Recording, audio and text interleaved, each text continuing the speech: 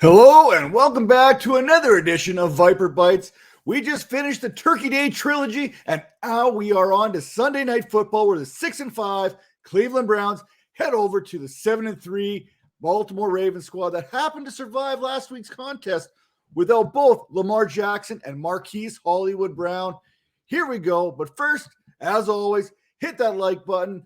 Give us the good old thumbs up there. Make sure to hit that subscription button as well on the Vipers Network. And if you're listening to us on any of the podcasting platforms, Apple, Spotify, Pocket Cast, Snapday, I don't know what they are, but make sure to rate and review. And as always, the Twitter DMs, they're always open at Matt Donnelly, FF. Hit me up. I got you covered.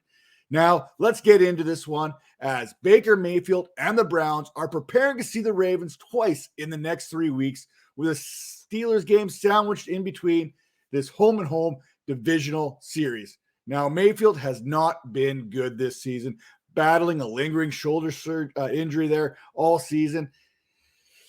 You know what? It's really led to his QB 23, 136.84 fantasy points, barely hanging on to a low-end QB 2 status.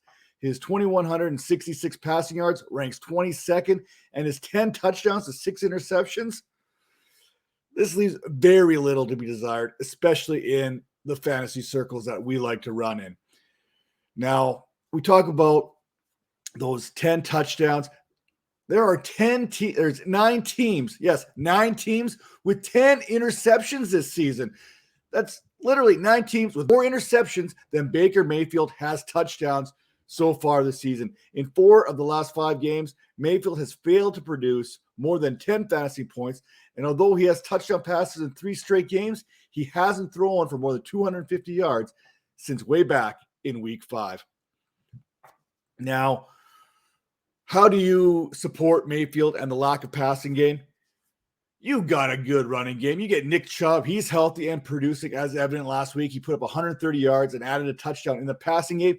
And it looks as though Kareem Hunt and offensive tackle Jack Conklin, they are going to be there. They've been designated to return, and it looks like they're going to both be ready for this one. And the man, I'll tell you what, the Browns need both these players back. Now, not to take a knock on Dearness Johnson because he has been fine in relief, but Chubb and Hunt, they add a completely different dynamic to this Browns offense. Chubb has produced 20-plus fantasy points and more than 130 yards rushing in each of the last 2 games, and he has played, he's been playing well despite missing 3 games this season. He is still the RB13 in PPR scoring with 143.4 fantasy points. Yeah, he's borderline RB1 on the season despite missing multiple games. If you take his season average, bip boppity boo, you do those calculations, it equates to RB9. As for Hunt, he was averaging the 11th most fantasy points per contest, posting 104 points in just 6 games. Hunt has been out of the lineup since week 7, and prior to his injury, he had 4 straight contests with double-digit fantasy production and at least 75 yards of scrimmage in each of those games. Now, you heard what I said about Mayfield earlier, right? We just finished talking about him. Well, Jarvis Landry hasn't been doing anyone any favors, and he has been much better himself. You have to scroll down all the way to wide receiver 71 and his 65 fantasy points. Now, he's done that in 7 games. He's averaging 9.3 every time he laces them up, but availability is your best ability. And Landry, and really any of these Browns receivers, have not been available very often so far this season.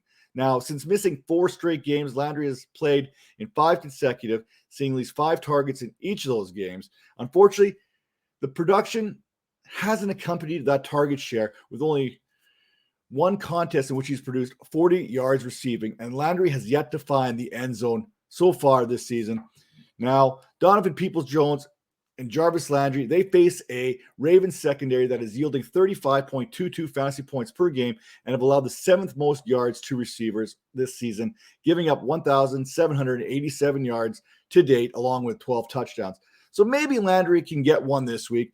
As for DPJ, he's only been available for 8 contests. We talked about that here with these Browns receivers. he's averaging 8.1 fantasy points per game, and he's doing it in bursts. Unlike Landry, Peoples-Jones has scored on 3 occasions and has been a productive fantasy contributor in 3 of the last 4 games in which he's played, producing 10 or more points, with the exception being Week 10 against the New England Patriots. Now, Peoples-Jones, he missed last week's game, and he's been able to be productive with that 10-point production in 3 of the last 5.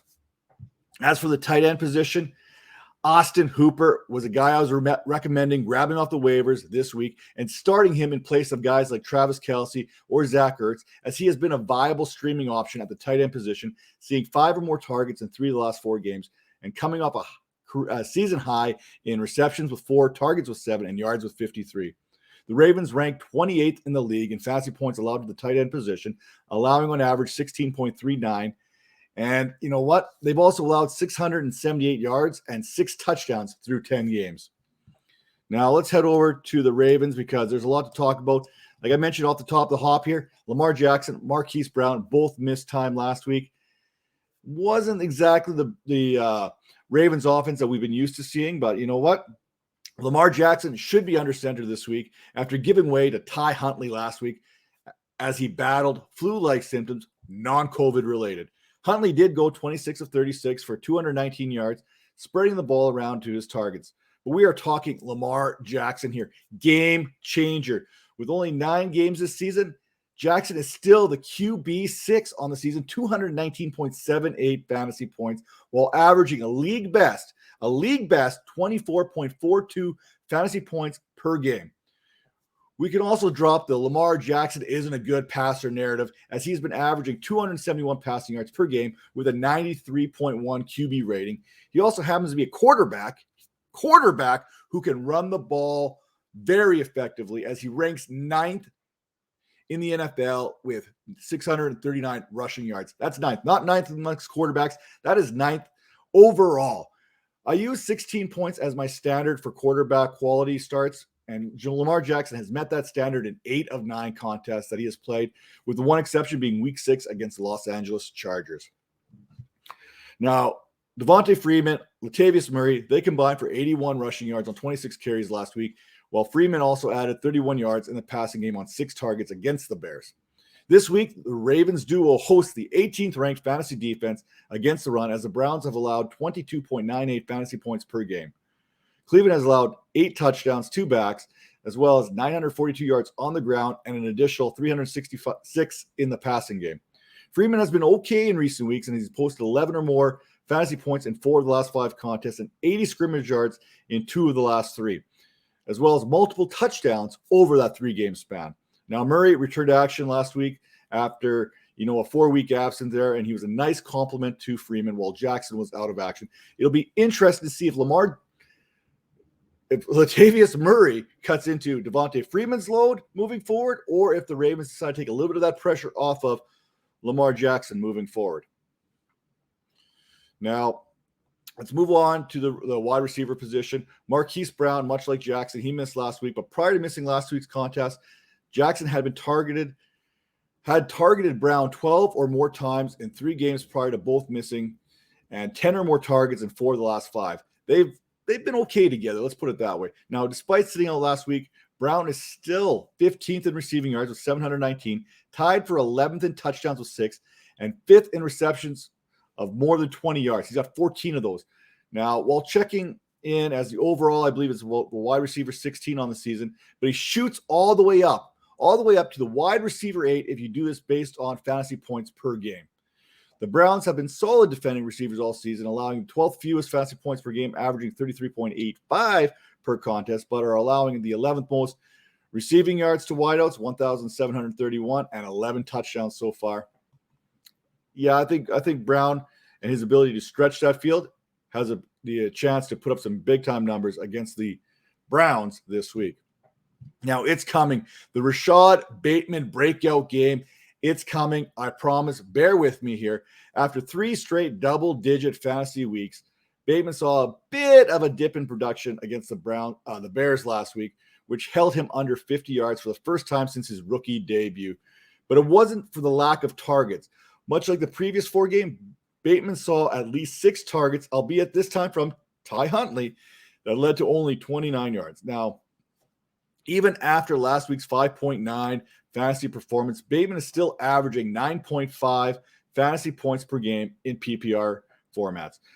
With Jackson back under center, I expect a big bounce back week for the former Minnesota Golden Gopher.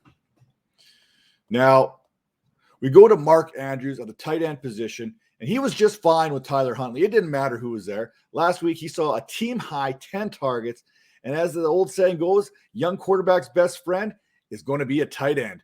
Now, with 15.3 fantasy points against the Bears, Andrews has now 2 straight games with 15 or more fantasy points and has 10 or more in 7 of the last 9 games, pushing his total to 153.6 on the season, which is good enough to rank second amongst the tight end position.